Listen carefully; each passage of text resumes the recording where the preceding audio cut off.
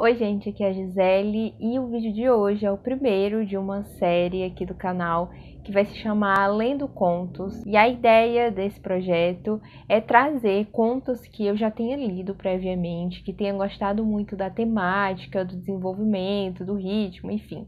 Algo tenha me chamado a atenção para poder fazer a leitura com vocês e depois comentar um pouco sobre alguns pontos, sobre a relevância, enfim, conversar sobre o conto. Daí, para iniciar esse projeto, eu escolhi o conto A Carteira, do Machado de Assis.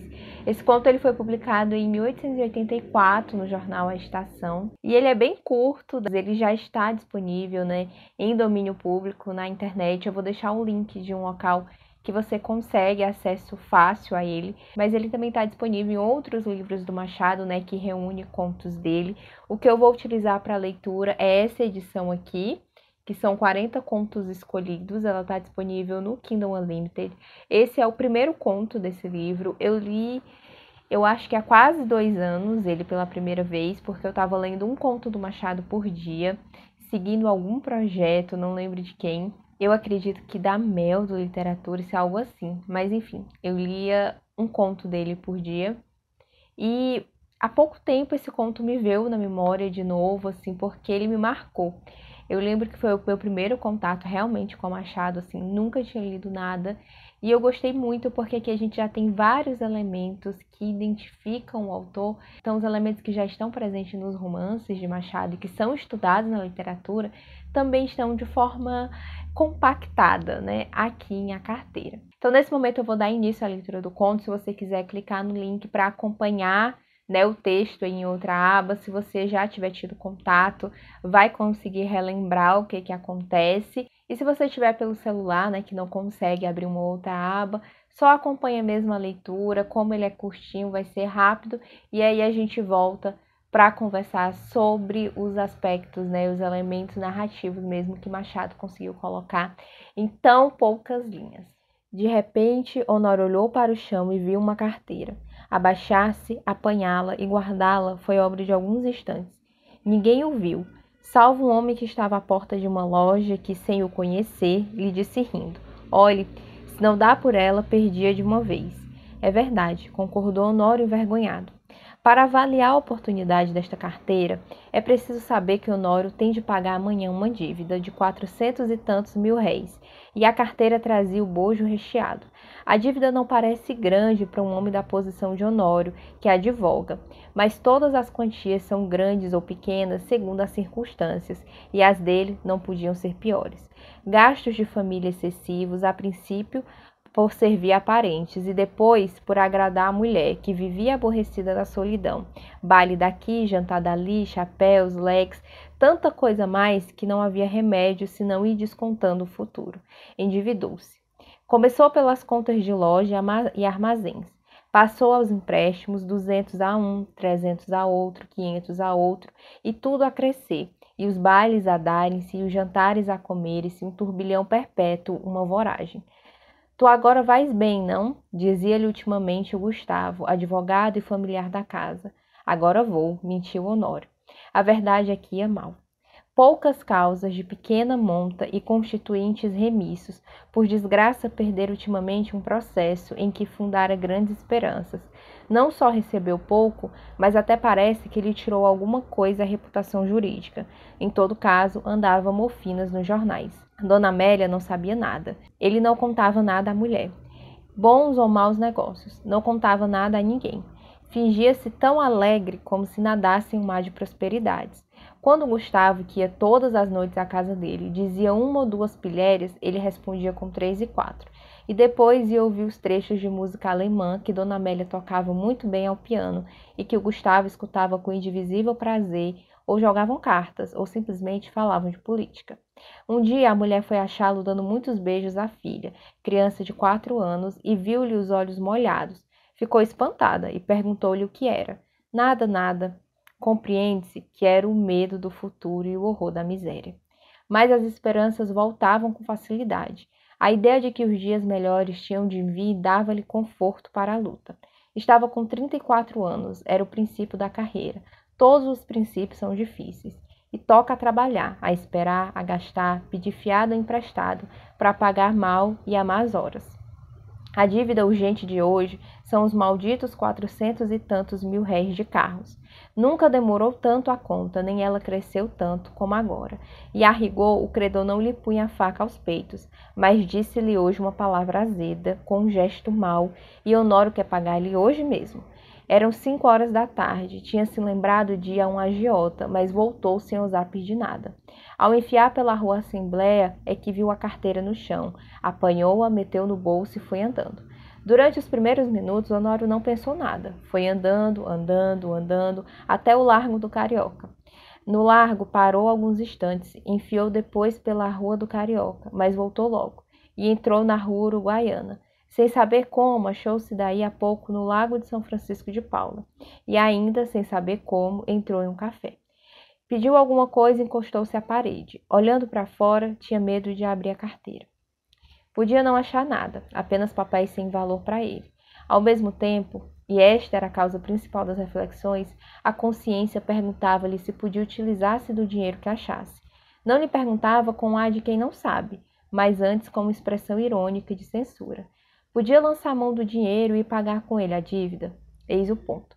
A consciência acabou por lhe dizer que não podia, que deveria levar a carteira à polícia ou anunciá-la. Mas tão depressa acabava de lhe dizer isso, vinham os apuros da ocasião e puxavam por ele, e convidavam-no a ir pagar a cocheira. Chegavam mesmo a dizer-lhe que, se fosse ele que a tivesse perdido, ninguém iria entregá-la, insinuação que lhe deu ânimo. Tudo isso antes de abrir a carteira. Tirou-a do bolso, finalmente, mas com medo, quase às escondidas. Abriu-a e ficou trêmulo. Tinha dinheiro, muito dinheiro. Não contou, mas viu 2 notas de 200 mil réis, algumas de 50 e 20. Calculou uns 700 mil réis ou mais, quando menos 600. Era a dívida paga. Eram menos algumas despesas urgentes. Honório teve tentações de fechar os olhos, correr a cocheira, pagar e, depois de pagar a dívida, adeus. Conciliar-se-ia consigo. Fechou a carteira e, com medo de a perder, tornou a guardá-la. Mas daí a pouco tirou-a outra vez e abriu-a, com vontade de contar o dinheiro. Contar para quê? Era dele? Afinal, venceu-se e contou. Eram 730 mil réis. Honório teve um calafrio. Ninguém viu, ninguém soube. Podia ser um lance da fortuna, a sua boa sorte, um anjo. Honório teve pena de não crer nos anjos, mas por que não havia de crer neles? E voltava ao dinheiro, olhava, passava-o pelas mãos, depois resolveu o contrário, não usar o achado, restituí-lo. Restituí-lo a quem? Tratou de ver se havia na carteira algum sinal. Se houver um nome, uma indicação qualquer, não posso utilizar-me do dinheiro, pensou ele. Enquadrinhou os bolsos da carteira. Achou cartas, que não abriu. Bilhetinhos dobrados, que não leu. E, por fim, um cartão de visita. Leu o nome. Era do Gustavo. Mas então a carteira, examinou-a por fora e pareceu-lhe efetivamente do amigo. Voltou ao interior. Achou mais 2 cartões, mais 3, mais 5. Não havia duvidar. Era dele. A descoberta entristeceu. Não podia ficar com o dinheiro sem praticar um ato ilícito e, naquele caso, doloroso ao seu coração, porque era em dano de um amigo. Todo o castelo levantado esboroou-se, como se fosse de cartas. Bebeu a última gota de café, sem reparar que estava frio. Saiu e só então reparou que era quase noite. Caminhou para casa. Pareceu que a necessidade ainda lhe deu uns 2 empurrões, mas ele resistiu. Paciência, disse ele consigo. Verei amanhã o que posso fazer. Chegando a casa, já ali achou Gustavo, um pouco preocupado, e a própria Dona Amélia o parecia também. Entrou rindo e perguntou ao amigo se lhe faltava alguma coisa. Nada. Nada? Por quê? Mete a mão no bolso, não te falta nada? Falta-me a carteira, disse Gustavo sem meter a mão no bolso. Sabe se alguém a achou? Achei-a eu, disse Honório entregando-lhe. Gustavo pegou dela precipitadamente e olhou desconfiado para o amigo. Esse olhar foi para Honório como um golpe de estilete, depois de tanta luta com a necessidade. Era um triste prêmio. Sorriu amargamente e, como o outro lhe perguntasse onde a achara, deu-lhe as explicações precisas. Mas conheces-a? Não, achei os teus bilhetes de visita. Honório deu 2 voltas e foi mudar de toilette para o jantar. Então Gustavo sacou novamente a carteira, abriu-a, foi a um dos bolsos, tirou um dos bilhetinhos, que o outro não quis abrir nem ler, e estendeu-a a Dona Amélia, que, ansiosa e trêmula, rasgou em 30 mil pedaços. Era um bilhetinho de amor. Machado, como só Machado consegue fazer, surpreendendo a gente com finais simples, mas de algo que a gente não estava esperando, né? Parece que surge assim do além. Esse conto, como vocês puderam perceber, ele vai narrar essa caminhada do Honório pela cidade, né? Em que ele tinha saído com a intenção de pedir dinheiro a um agiota, mas acabou optando por não pedir, porque ele já estava muito endividado. Só que o Honório é um advogado. E nessa sociedade aqui, imagina-se, né, que pessoas que advogam, pessoas que estão dentro dessa classe, né, que tem uma profissão, eles possuem condições financeiras para manter aqueles luxos que esbanjam. Mas Machado aproveita para fazer essa grande crítica à burguesia, né?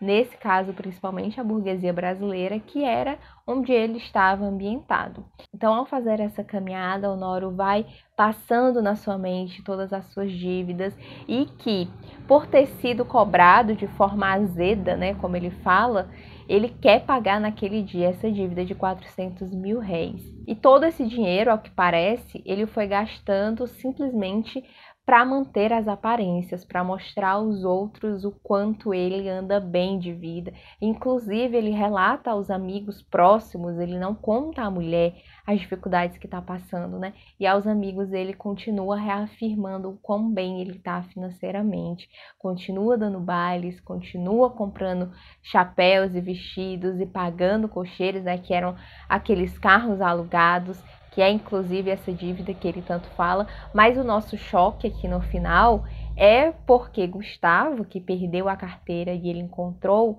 tinha um caso com a dona Amélia, que era a mulher do Honório. E esses bilhetinhos que quando ele está no café ele dispensa, né? Ele acaba não lendo porque ele já está tão chocado de descobrir os cartões de visita do Gustavo e de perceber que ele conhecia o dono da carteira, ele acaba desprezando totalmente o que poderia conter nesses pequenos papéis. E se ele tivesse lido, né, teria percebido que sua mulher estava de caso com esse seu amigo. Daí Honório se encontra, né, nesse dilema, após encontrar a carteira, contar o dinheiro e descobrir a quem ela pertence. Usar ou não usar o dinheiro? Conhecer o dono da carteira ou não faz diferença?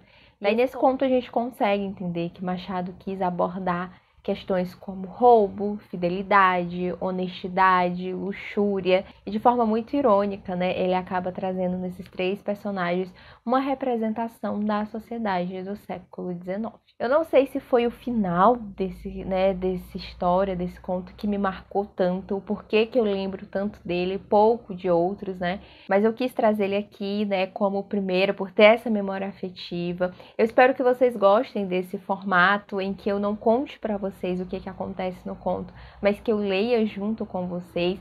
Comenta aí se você prefere assim ou se prefere que eu só fale, né, um resumo do conto e fale os aspectos, enfim. E é isso, né? E se vocês quiserem também me sugerir algum conto, eu tô pensando em trazer. Tem um do Itamar Vieira Júnior que eu gosto muito, tem outros dois de Machado que eu também gosto. Tem Lígia Fagundes Telles, que eu nunca li nenhum conto dela, então eu tenho uma amiga que ela é apaixonada, eu vou pedir a ela sugestão de contos para iniciar e contos que sejam curtinhos para eu conseguir ler aqui em vídeo com vocês. E quero avisar também que a ideia é trazer 2 vídeos desse por mês, tá bom? Então de 15 em 15 dias eu apareço aqui para ler um pouquinho, um continho aí e conversar sobre ele com vocês. Então é isso, espero que vocês tenham gostado, tá? E a gente se vê no próximo vídeo.